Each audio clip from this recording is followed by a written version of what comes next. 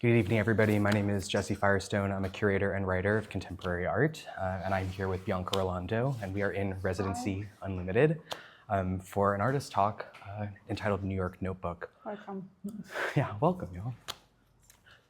Oh, I'll speak a little bit louder. So to sort of give a bit of a preview on what's going to happen tonight, we're going to talk about Bianka's practice. We're going to look at some work that Bianka has made recently. Also, if you look around the room here, there are a suite of paintings, sculptures that have been made over the last couple of weeks while Bianka's been in residence here. So I encourage you to take some time either during or after the talk to look at the work that's on view. The way this talk sort of came together, it is a combination of references that I am bringing from my own practice, as well as references from Bianka's practice. And so through this talk, we're gonna weave some references to sci-fi movies, architecture, theory. We'll be talking about drawing, painting, sculpture, and of course, writing, and how all of those sort of collide into a practice that I understand now is a question that Bianka just asked me is, what do you want to see? This reflexive question of what are you looking for, this idea of meaning making, this idea of searching. And I hope it all becomes a little more clear as we move through this. But before we begin, Bianka, I'd love to ask you a question, which is, when did you start making art? Oh, it's very difficult to describe this moment.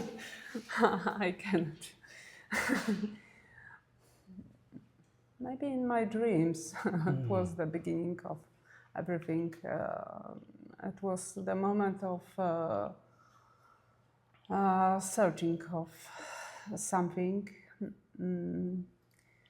Maybe, but I cannot describe now this moment. Maybe it's a question about first sign and first decision. What kind of sign do you want to see? And what do you want to say in this reality, in this order of everything? What do you want to change in this order? And I cannot describe this moment, but I can describe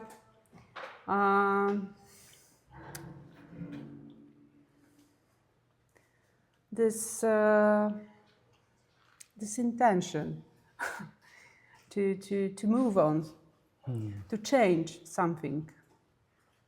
Maybe in the small scale, but it is still possible to change something here and now.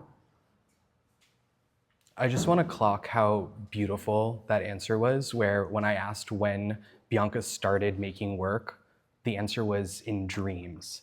Like, that is so poetic and quite profound. Right. And again, this idea of searching and finding meaning comes up. And when you're looking at the work and also the works around the room, I want you all to be thinking about that. What are you searching for? What are you looking for? That's right. There's an intentional open-endedness in Bianka's practice that I think is also an invitation for the viewer to find meaning, to make meaning. I might even say it's a case against nihilism, but that's another conversation. We'll move forward. So I want to share a clip from a movie called Arrival. If I can just pull it up, it's being a little tricky. To give a little bit of context, it's a sci-fi movie, and you're going to see Amy Adams, is that right? Thanks. Amy Adams, who is a linguist in this film, being approached by the US government to act as a translator for a group of aliens who have just arrived to the United States. It's a short clip, it's about a minute and a half, but it gives some context that I think grounds Bianka's work and the rest of the talk.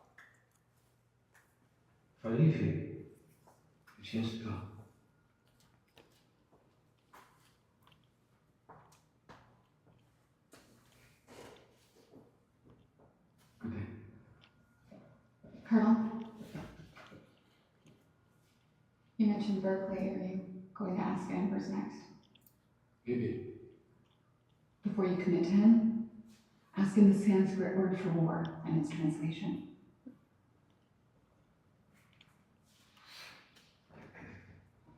An agreement on sharing scientific discoveries looks closer tonight as Russia and China join talks at the United Nations. Meanwhile, financial markets across the world are in crisis as the Dow Jones Industrial Average fell over 2,000 points.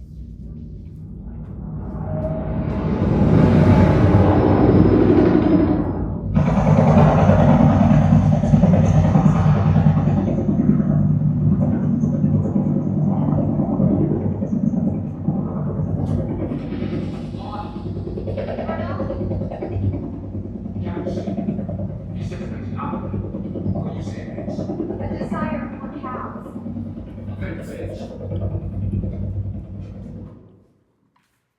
So it's a little pithy and funny, but I also think it's pretty profound in this idea that one word can have two meanings or multiple meanings. Yeah.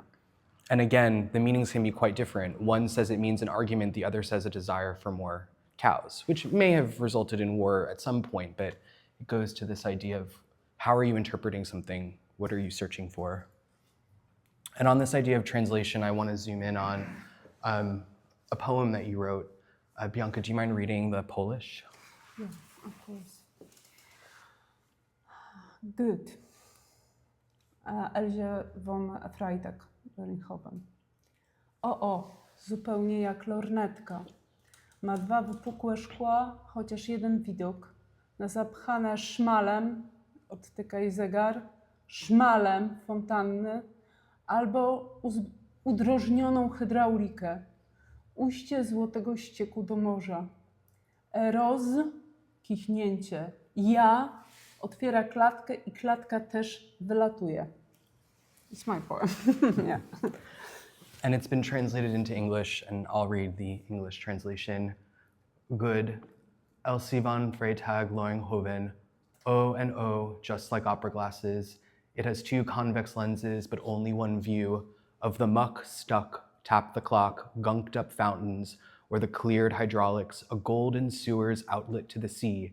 Eros sneeze ion opens the cage, and the cage flies away too. So I want to focus on the last lines in particular. Can you translate word for word that last line? Yeah. Eros, of course, it's meaning of, it's a name of God, but Eros, in Polish, erozja, it's a kind of destruction of for example, of stones. And it's a moment of opening of cage, but it's a moment of liberation of cage too. It's a funny way because it's a different type of way of meaning and understanding of cage as a trap, because it's possible to liberate also a cage. Yeah. And so in that way, the language provides a new way of thinking about an object. Yeah, that's right. This object of a cage that we normally consider as having one function suddenly is liberated. Yeah, but it's could be exist as a proof, as a proof of possibilities to move on, to find a way to freedom. Yeah. And I also want to take a look at, in the last line of English, it says Eros sneeze ion. And then I think in our studio visit, you had mentioned that the word ja, J-A in Polish means I. So what's so interesting to me in this translation is that to directly translate from Polish to English would be Eros sneeze I. But in English, you have the word ion. And ion is a chemical, it's not quite a compound, but it's related to the positive and negative charges of chemistry. And so knowing that there is also subtle differences across that translation, does that change the meaning of the poetry for you? Is that part of the meaning-making experience or the open-endedness?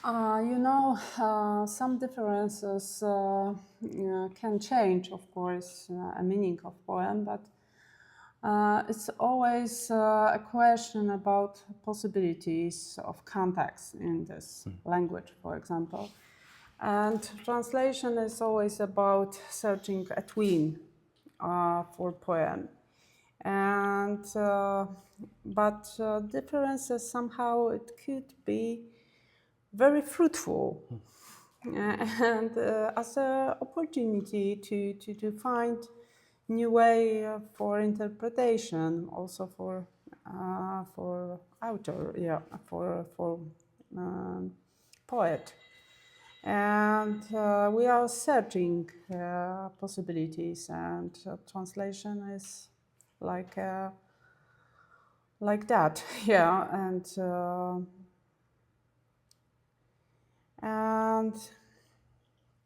yeah, I think it's okay. No. And so you mentioned this idea twins, which we'll talk more about later on, but I just want that to be a kernel that everyone sort of holds onto for a little bit. And then also this poem is paired with an artwork on the right. Can you just describe to the viewers what we're looking at? Yeah, it's a kind of suitcase for Elsa von Freitag. She was a German poet, but also an artist here in New York. And yeah, and it's a very difficult story because this is not only my opinion about her, but she is an author of Fontaine, Marcel Duchamp's Fontaine. And because Marcel, I think it was 5 years ago, it was a publication, it was publication of MIT Press. And it was a publication of letters of Marcel Duchamp to her sister, Suzanne, and it was a description of all. It was description of a special situation, and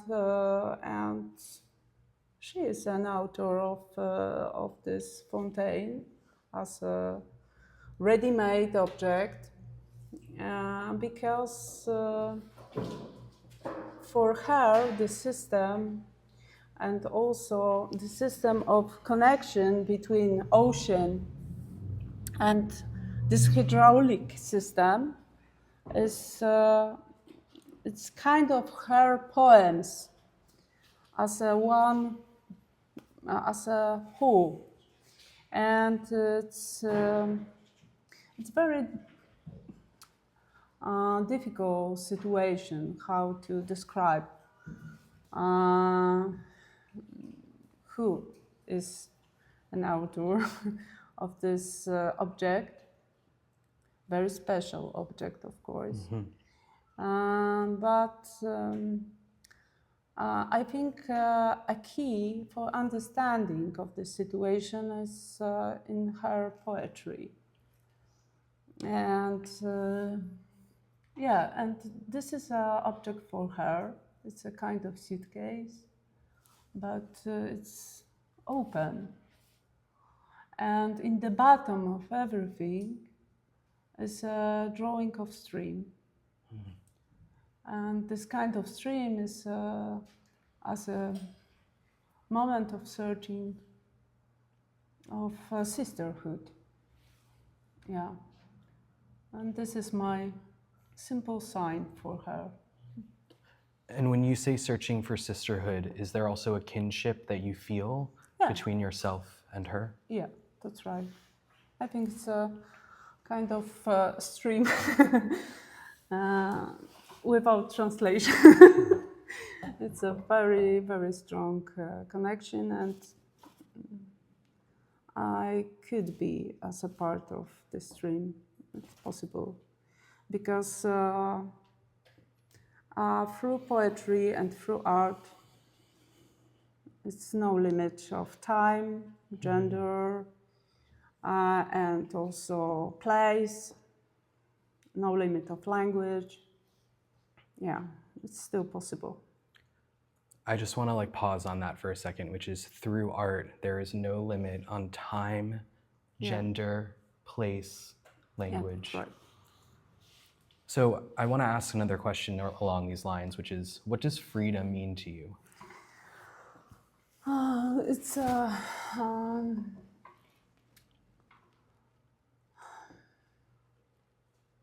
obviously it's a very multifaceted idea, of course, and for me it's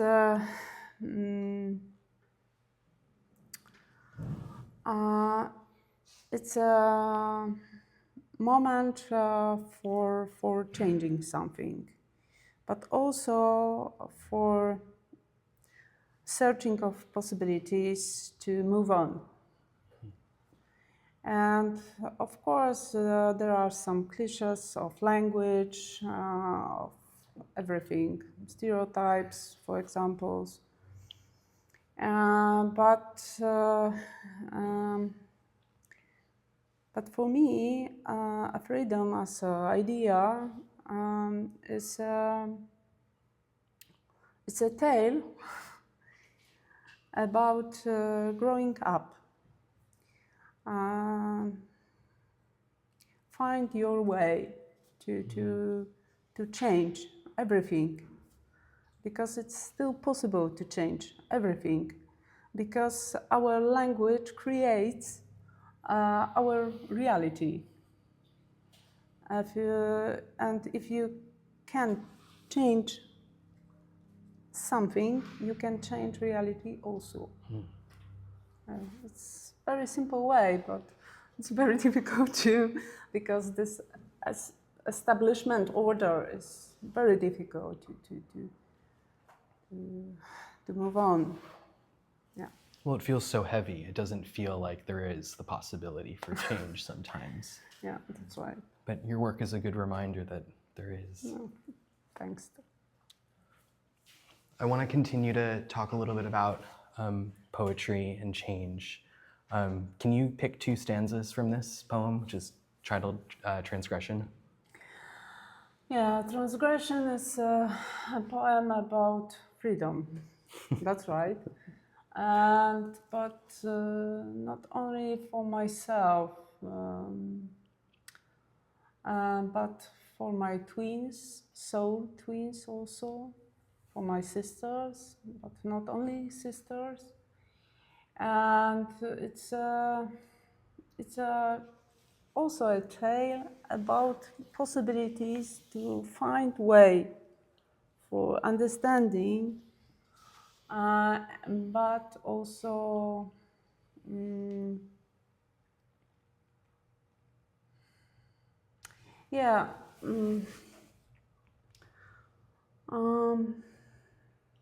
because we can find a way.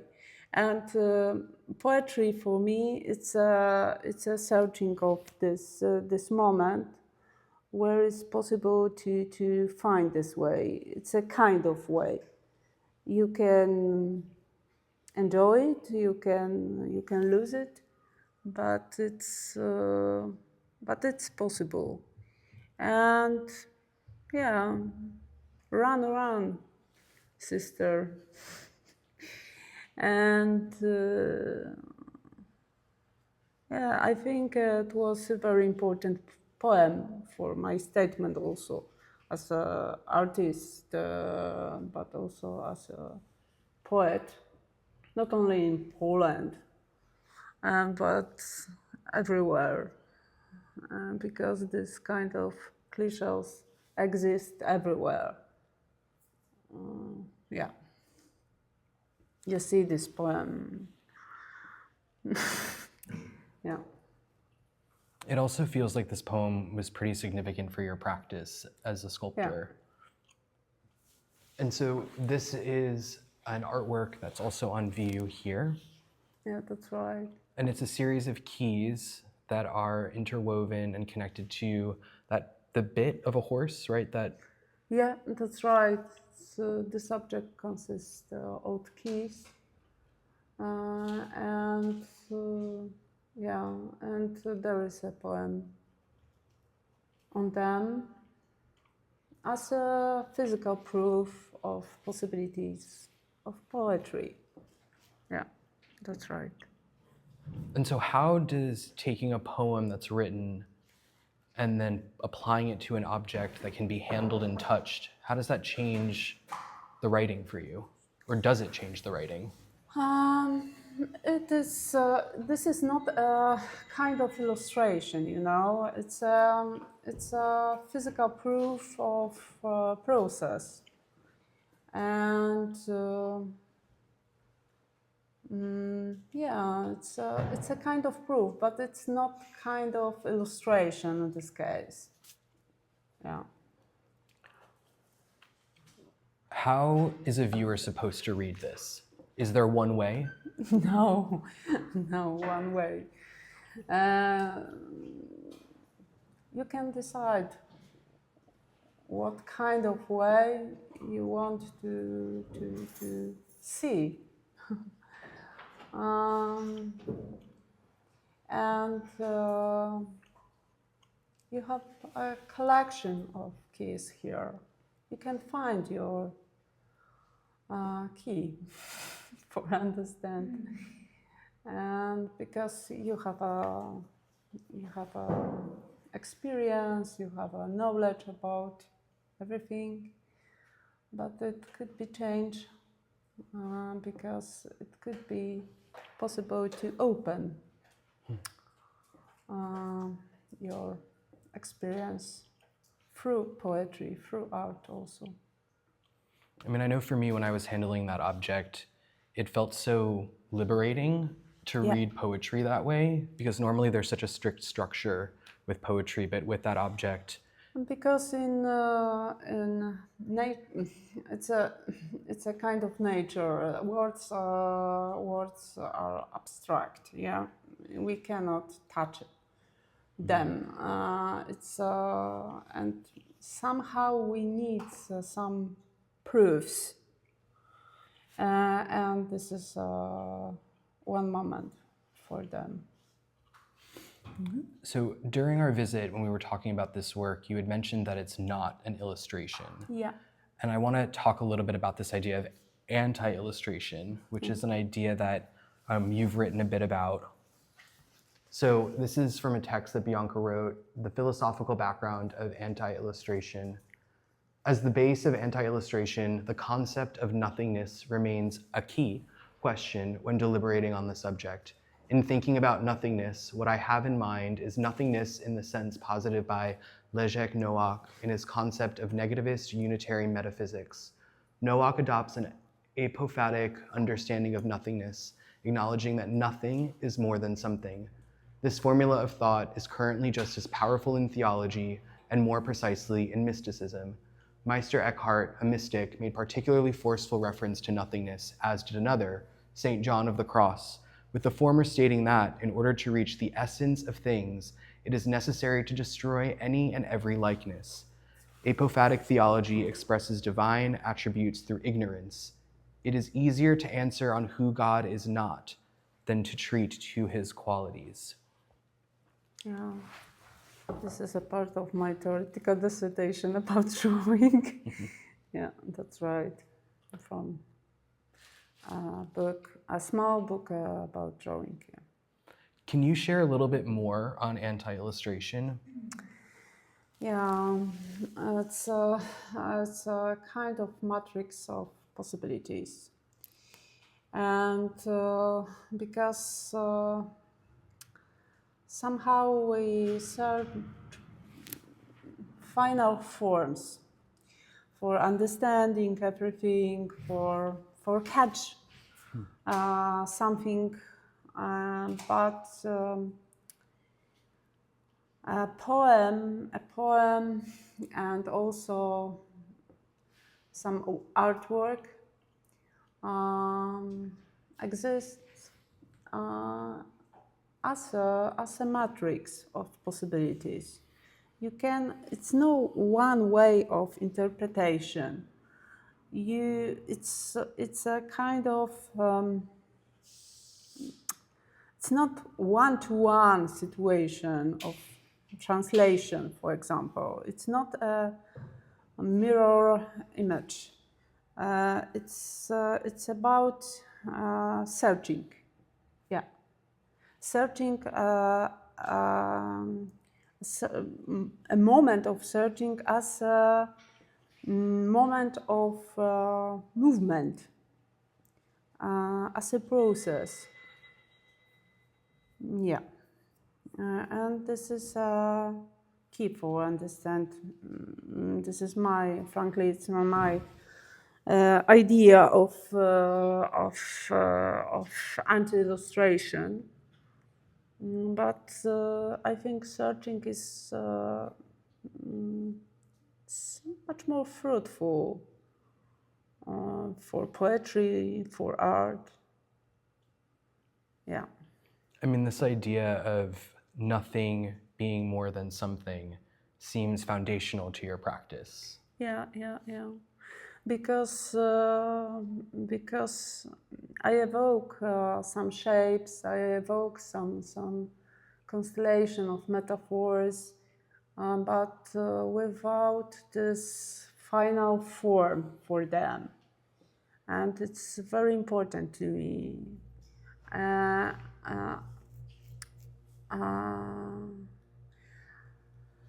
Poetry and artwork as a beginning, no, as a final form. And yeah, maybe it's a key. I want to return to this work for a moment. And during our visit, you mentioned that there can be a quiet death in art. What did you mean by that?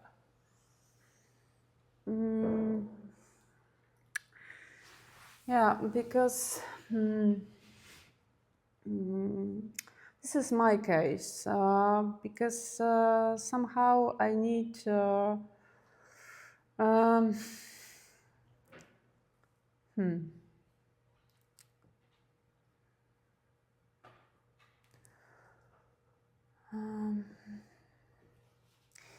maybe artworks exist as a proof of process, and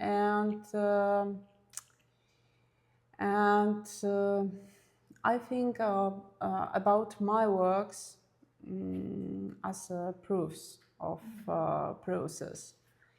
And if you focus on the artwork as a final product of something, of idea, it's for me it's not enough because it's a kind of death. It's a kind of final form without life, because life is in the process. And artwork could be moment for checking where are you in this process, but just only for that. And this is my case of understanding, and this is my way.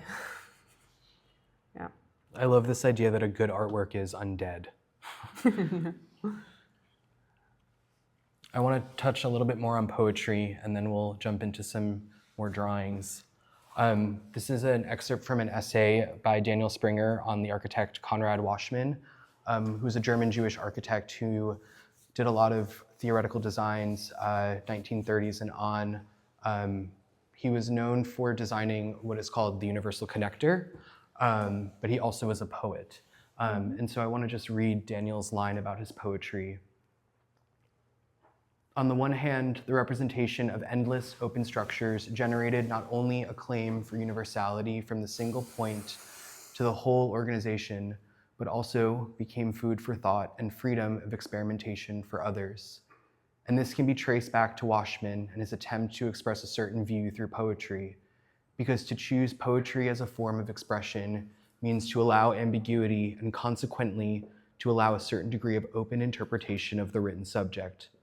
While the hanger proposed a paradigmatic interpretation of free space, the poem proposed the interpretation of free thought. In the end, his hanger project wasn't realized, and maybe neither was the poem, according to the dozens of sketches left behind. What remains are just structures, probably somewhere in space. And the hanger that's being referenced here is on the left, and it was a mobile Air Force hangar that was never fully realized.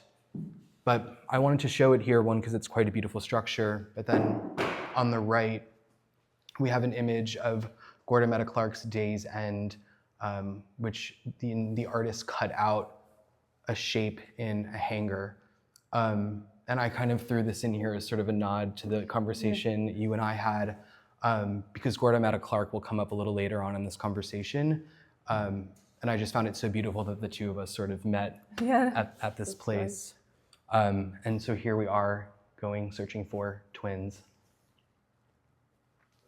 Bianka, can you tell us a little about this work, which is also on view on the wall behind us? Yeah, it's a double island, but also it's a story about twins also, because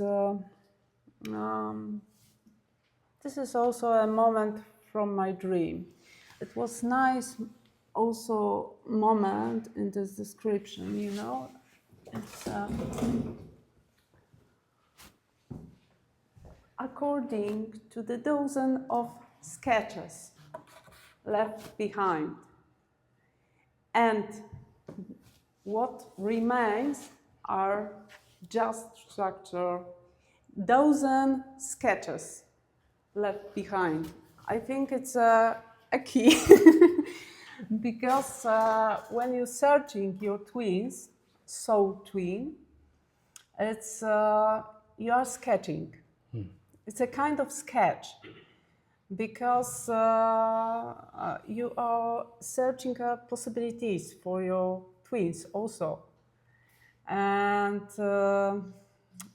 it's not about exactly same twins, but the differences between them, between us, it's fruitful. It's opportunity to move on, to find new possibilities for us, for them, and dozen of sketches. It's a key, because you sketch. It's a kind of movement. Mm-hmm. It's a kind of process. Yeah, this is about it. Are you ever done searching? Yeah. And because it's a kind of life, you know, and without beginning, without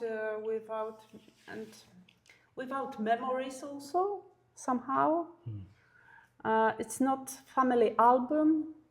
It's a quite new story in your life, and it's a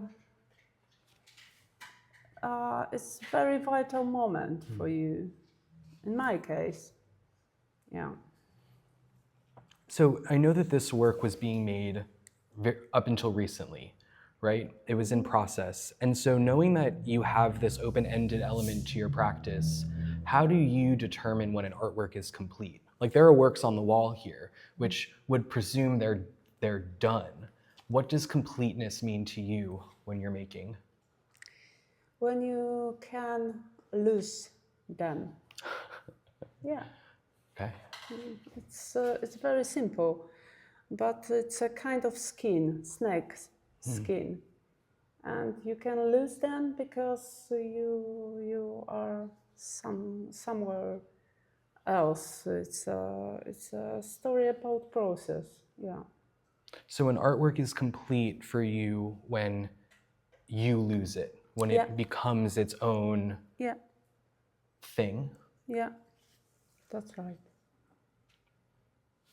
And on this idea of twins, when I first saw this work, Yeah, that's right. I was so struck by this painting by Arnold Böcklin, The Isle of Death, which is a pretty well-known art historical painting by he's a Swiss symbolist. And I just couldn't get the similarities out of my head. Yeah.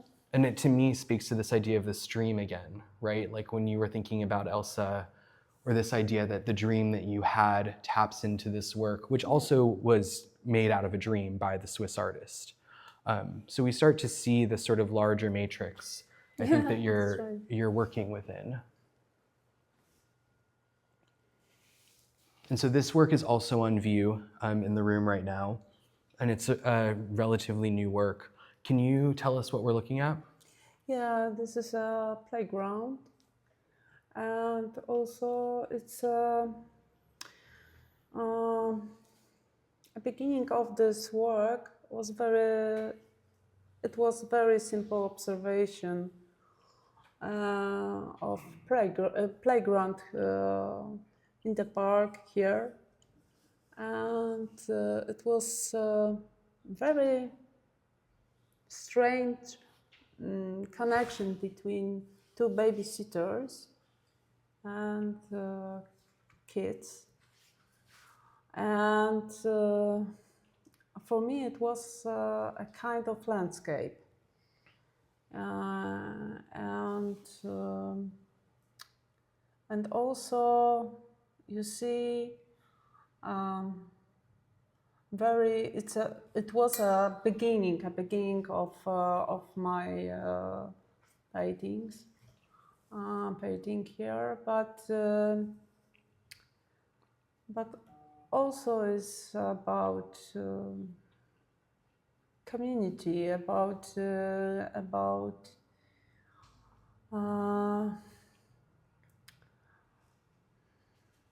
searching something much more deeper than surface of reality.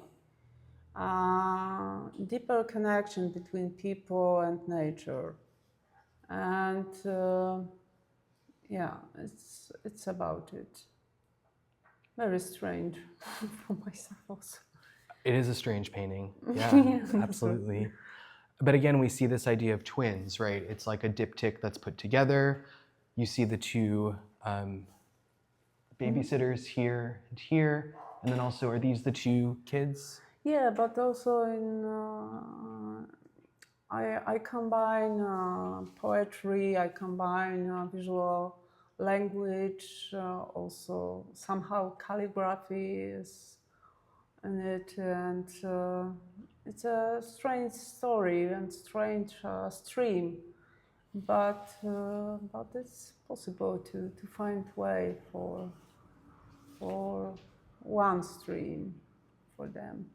So what was it about this moment between witnessing these two babysitters that really struck you? It was kind of dialogue between them, and it was like a whisper, and it was a very maybe it's not funny moment, but it was somehow humor of this situation, and yeah, something like that. But for me, it was like a landscape, and it was good moment to find a floating island one more time. Always searching for the dock, right? Yeah, that's right. And so you've mentioned that this is a landscape a couple of times, and it's pretty clear to see that. But also there's this idea of portraiture in here. And I feel like portraiture and landscapes are often separated in terms of like forms of making. How do you see them coexisting? Yeah, because you use metaphors, and it can convey ideas. It can convey some important solutions for all. It's and I think it's the stream is much more deeper than simple recognition. What, where, and when will be the perfect situation and perfect medium for one idea. It's not about it. Yeah. So it's this idea of also sort of breaking down Yeah. like certain silos, Yeah, right? Or, that's right. That's right. Yeah. and then I want to move on to our last slide and kind of ending on a little bit of a joke here. So this is a photograph that you took, and just to give a little context, then I'll let you explain it. The piece of architecture that you're seeing that looks sort of worn out is a Gordon Meta Clark piece, that same architect and artist who we had. The title is Bingo. It's very funny title. The title of Gordon Meta Clark's piece is called Bingo. Yeah, that's right. So what are we looking at here, and why did you take this photograph? Because it was very funny situation. And of course, this title, Bingo, it's a kind of play with part of a structure, and because it's a part of house, and in the window, in one moment was a guy with lady, and you see description of everything. It was kind of bingo for me. The wind in the museum situation, it was like, okay, knock, knock, wind is here. And wind can find the way for bingo in the contemporary art. And it was very strong moment of recognition, possibilities of contemporary art here. Yeah, and quite beautiful story for me. No, it's very beautiful, and it's funny, especially in the idea that a museum has no wind, but this right. is an artwork of a window, and here, yet it's found its way, as you said. And just to dial in deeper in this sort of moment, where do you see the idea of twins coming up here? Here, because you have a situation with cage. Yeah, museum is like a cage in this case, but if you search this this moment for you and for your twin, here, a special place for art and also for poetry, and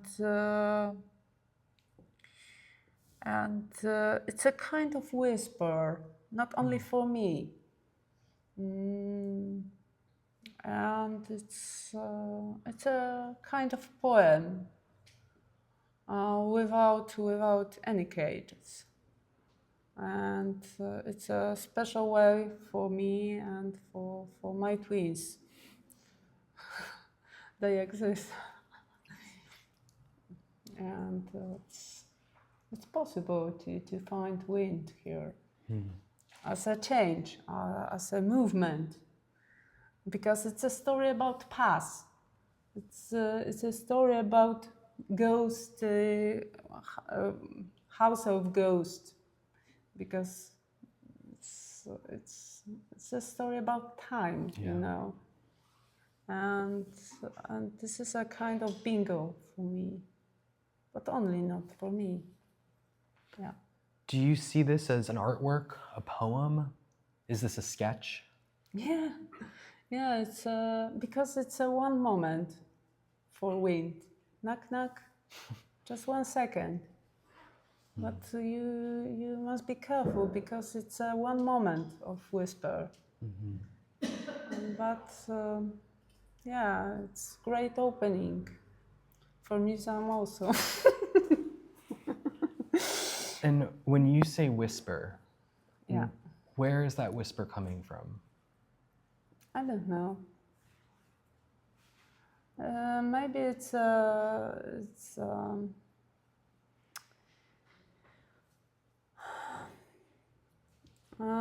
if you think about yourself as a director of everything, of every situation, you cannot negotiate with whispers, with secret gardens, with ghosts also. It's a different way of meaning and understanding of art and poetry. Because you describe one way of interpretation of your art, of your poem, without any whispers. But if you create some constellation of objects, some possibilities for language, it can be possible to find secret ways for them, much more deeper. Because it's this kind of whispers are as a part of you. And for understanding yourself, for understanding the connections without limit of time, yeah, something like that. It's beautiful, Bianka. Thank you. Thank you. I've got one more question before we open it up to the audience, which is in the beginning I asked you, when did you start making art? Yeah. And now my question is, why do you keep making art? Because it's a kind of process and it's still possible for me because I believe still. And yeah, it's a tale. It's a story of growing up, but also because it's still possible to change our reality somehow. Yeah, through whispers. I think that's a great place to end. Yeah. Thanks, Bianka. Thank you. Thanks, everybody. Thanks.